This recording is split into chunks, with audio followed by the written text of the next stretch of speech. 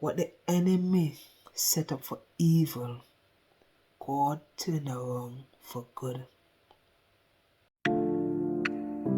JP. Whoa. Whee. Better wake up.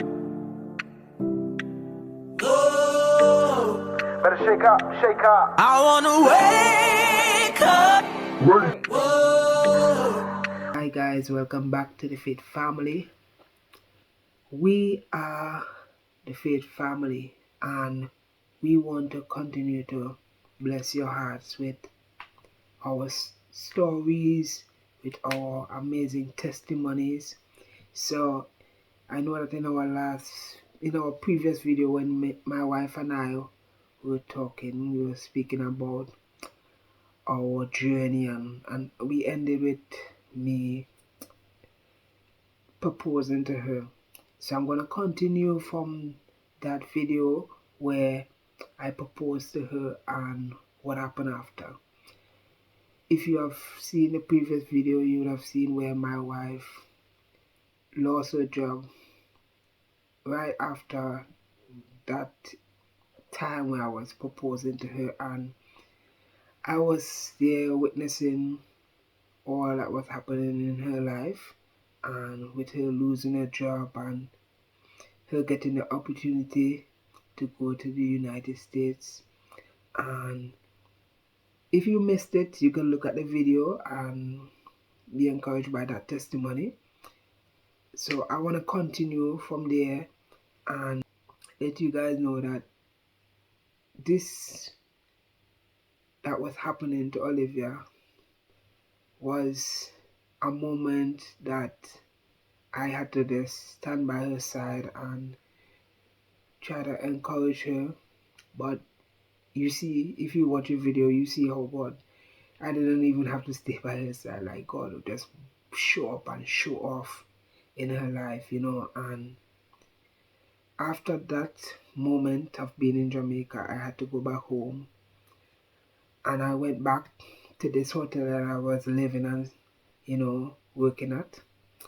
And so I went back to my job and I started working and enjoying my work as usual, meeting people from all over the globe, eating different type of food, just enjoying living there and still pursuing football.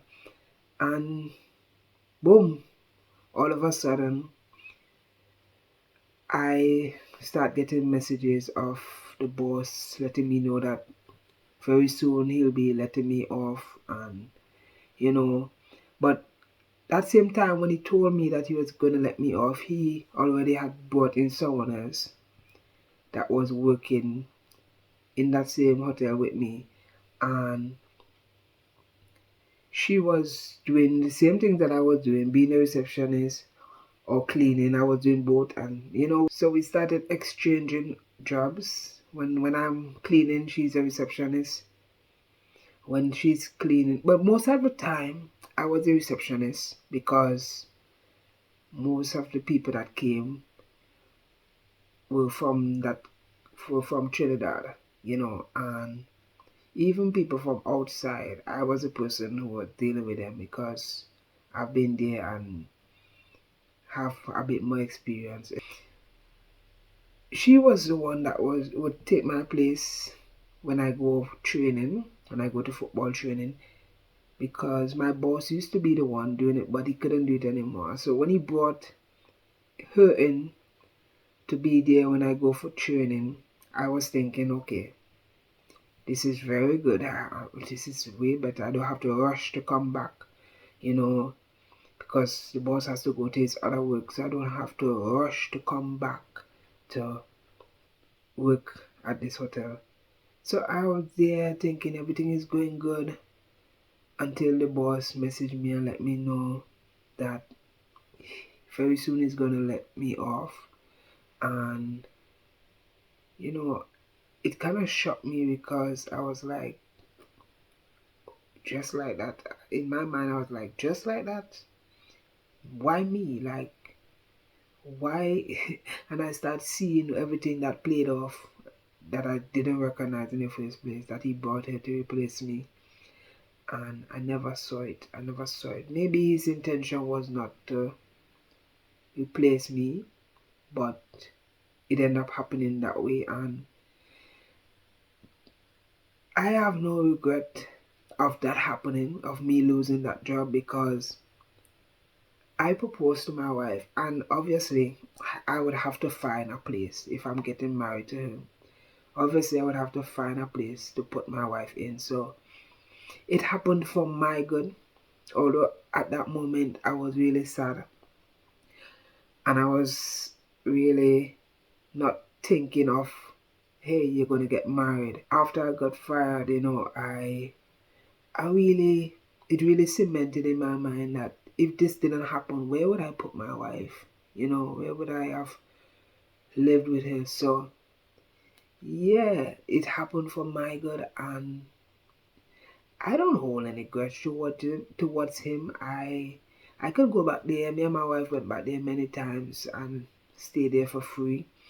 But what I'm saying is, I lost my job, and losing this job, I never expected what happened to happen. What happened after I lost my job, you will see in the next video.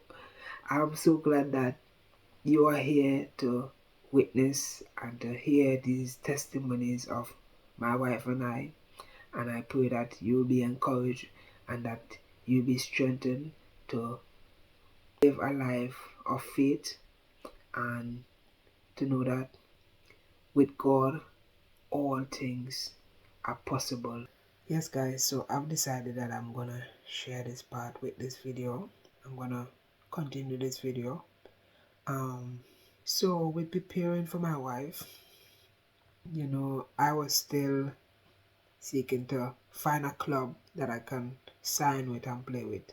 So I was trying to balance both, finding a place where my wife and I can live when we get married, and find a football club that I can get paid while playing, so that when I get married I won't be trying to look for work.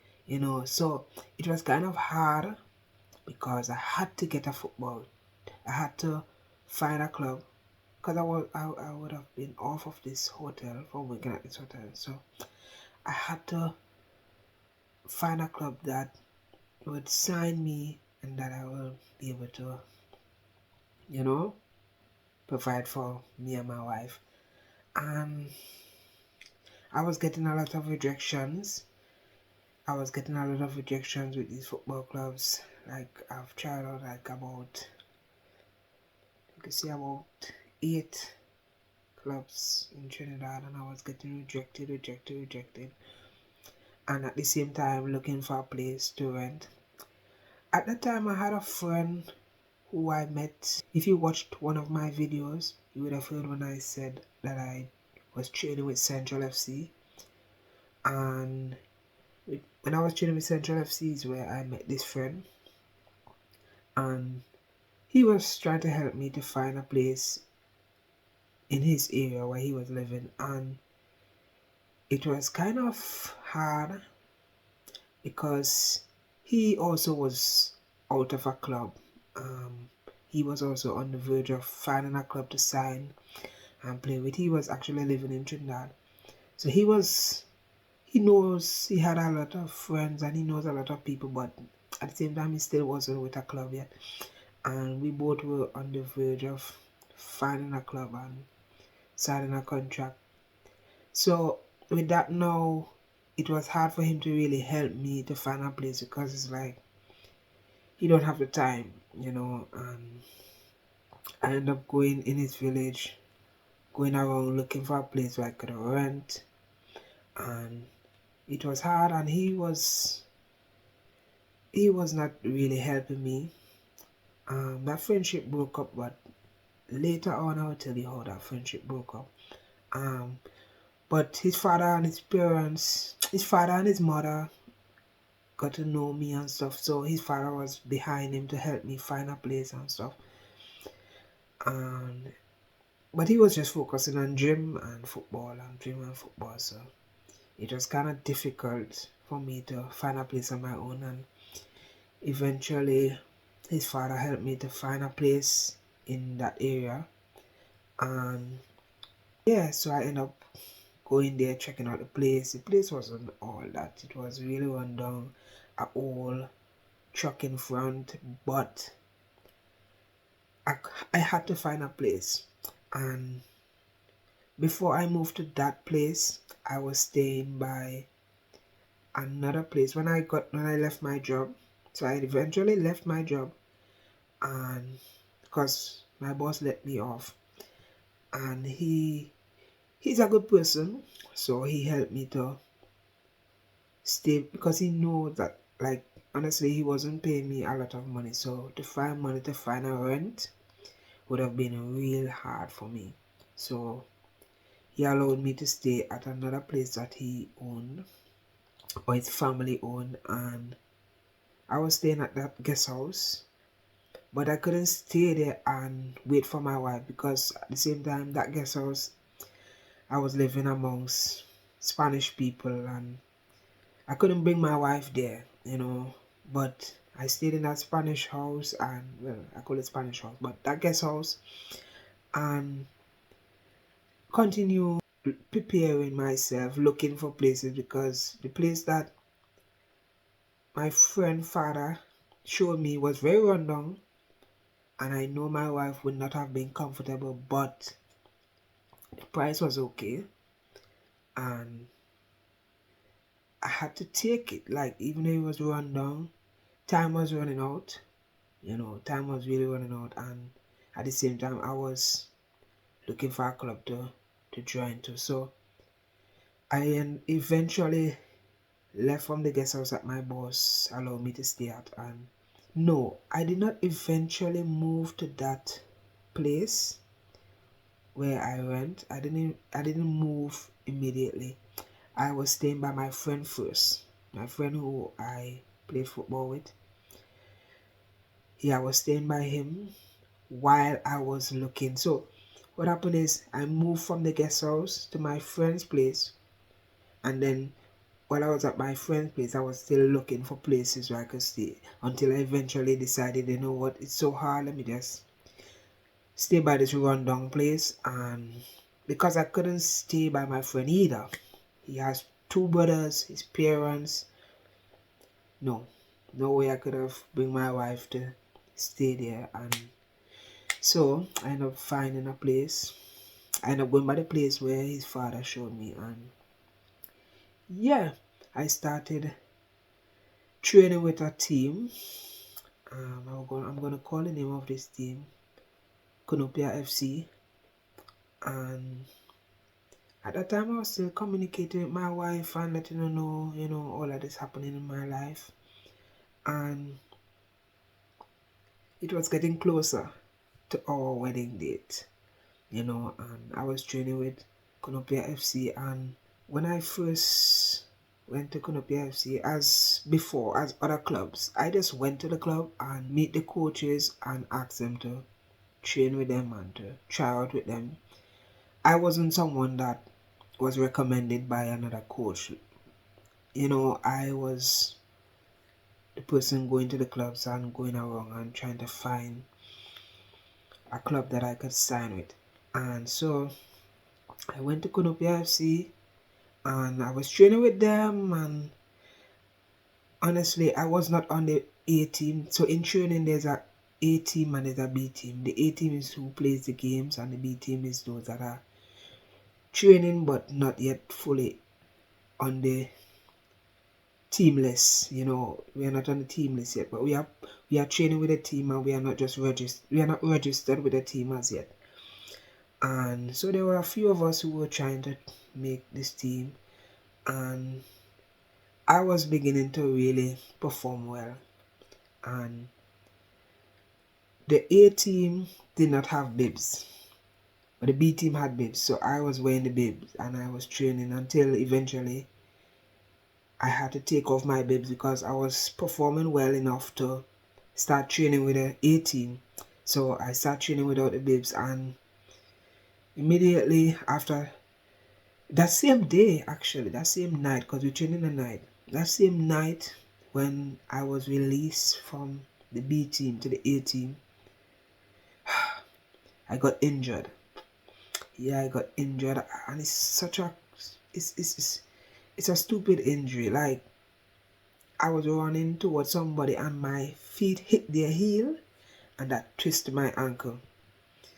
And I was so disappointed. I was so sad because when I eventually meet to the A team is when I got injured. And I was feeling really good that I signed with this team. Yes, I signed with this team, but honestly, I wasn't getting a lot of guidance because I was doing this thing on my own. So honestly, I don't even know if it was a contract or a stipend. Like, honestly, I'm being honest.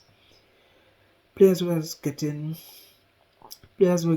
like 3,000 per month, and when I sign, if it's a stipend or a form or if it's a contract, whatever I sign, I was getting 1,500 per month, and I was feeling good. Like, eventually, finally, I'm getting paid for doing something that I love.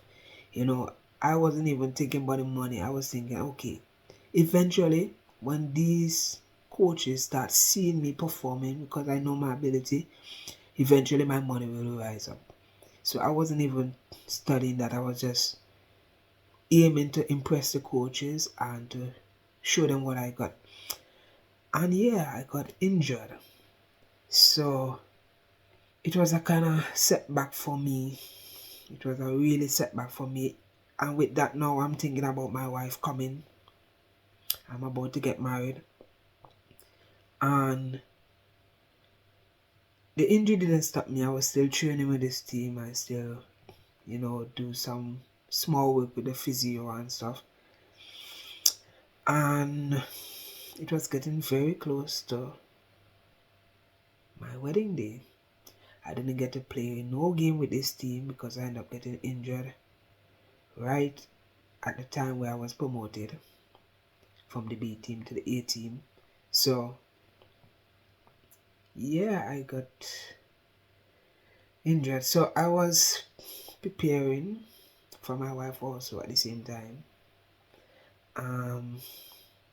So yeah, I was still with this team, traveling to matches, watching them play, sitting on the bench. No, at the time when I got injured, I wasn't even on the bench, but I was still going with the team and watching them play games and stuff. And I was still getting my money. And I end up moving from my friend's place to the place that I wanted to rent, the rundown place, because I could have afford paying the rent now because my club was paying me. So I went to that place and settled in with all that was happening outside: spiders, lizards, all kind of insects. But I really had to find a place, and that was the only one that I could have afford at the time. And yeah, I get to that place and I was back to the training. I eventually told the coach that I am going to get married and I'll have to leave the country. And the coach was not happy about that. The coach was not pleased that I was going to leave, even though I was injured. I mean, he saw my ability and stuff, but he was like, I don't know why he was upset that I'm going to get married in another country. I don't know. I really can't say why. Because I was injured and I couldn't play anyhow, so I don't know. Only he alone knows. And he told me, if I go and get married, don't come back. He said to me, don't come back. And I was like, I was kind of, what to say? Honestly, I was disappointed, but at the same time, happy. I was bittersweet. It was very, very bittersweet because how I going to take care of a wife now? How am I going to pay this rent now? Listen, it was crazy. And so eventually I got married, and there are a lot of things that we're gonna tell you guys about how we got married and what happened during preparing for getting married and stuff. But I wanted to kind of keep focus on the football. So we got married and we moved into that place. My wife wasn't pleased at all because before she came, she asked me to send me a photo of the place that we are gonna be living in, and I sent her the inside, but I never sent her the outside with the old truck in front and the bush, and I didn't show her. Honestly, I knew who I was gonna marry already. I know that she would have not liked the place and would have told me no. But I also knew that she's very humble, and when she is there, when she gets there, we will work it out together. I knew that would have happened. So I didn't show her that disgusting looking outside. I didn't show her how disgusting that place was. I just showed her the inside that was not even fully painted either, but it was okay. And when we got there, she wasn't pleased at all. She was not pleased. I mean, it was a nice time marrying, staying in that country that we got married. And we stayed a while, enjoy ourselves. But then we moved to this place, and as I said, my wife is humble. She wasn't pleased, but before we even got married, she told me that she will live under a coconut tree with me and eat bread and cheese. So if she would do that, she would stay at this place with me. And she did. And we were living there together, and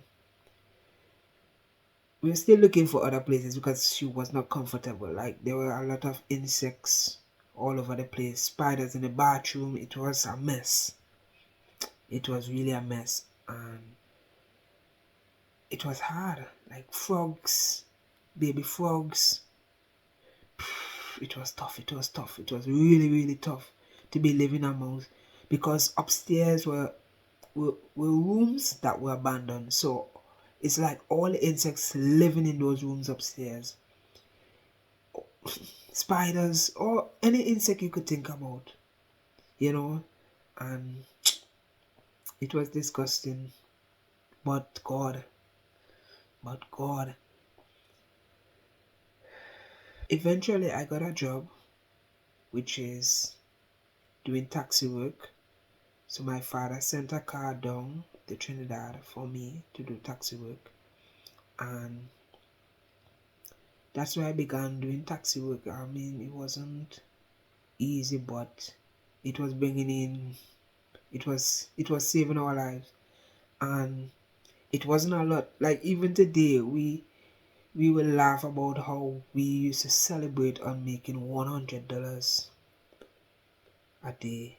Sometimes, honestly, my parents sent money to help me with my rent, because honestly I wasn't making it. But thank God for my good parents who helped me while I was there. My father, he really helped me by giving me this car that I could, we call it hustle. You know, my wife never liked hearing the word hustle because she always saw it as a bad thing. But in my culture, in my country, we just call it hustle, like hustle on the road. But she never liked it. I don't know, because of her culture and her perspective. She just never liked just hearing the word hustle. So she preferred hearing doing taxi job. And she really made me be my best. She would say, put on the nice pants and put on the nice shoes. Don't go with that Nike slipper. Because I still want to go with my Nike slipper and drive on the road and pick up people. And she used to say, dress your best, do good at your job, like just your best, enjoy your work and don't just anyhow like those guys on the street, And she really, I had to do it like, because every morning she would make sure that I don't put on that Nike slipper. I didn't want to wear no shoes. I just wanted to just put on my nice clothes and put on my Nike slipper where my toes can breathe and go out. But she wanted me to wear my shoes, and so I wear the shoes and I wear my like I didn't have a lot of clothes either at that time, so I used to wear the same jeans pants and different jerseys, but I always had the same jeans pants and trying to make it, hustling on the road, up and down, trying to find people. And at that time I was still friends with the football guy, and a few times we went to the gym and exercise, and we both were still looking for a club. He didn't come to that club, Kunupia FC, with me, but he was looking at other clubs to join, and so when I failed at that club, we were back at square one again together, and we had a football field close by that we trained together on, and that guy and I were really, really, really good friends until he heard about my marriage, how I got married, about my car, my father sent car for me. He starts seeing my life like I'm this rich guy, and it did not went down well. Guys, it did not go down well. But I will share this in our next video because this video is very long, and I'm gonna share with you how what the enemy set up for evil, God turned around for good. Wake up, wake up, wake up, wake up.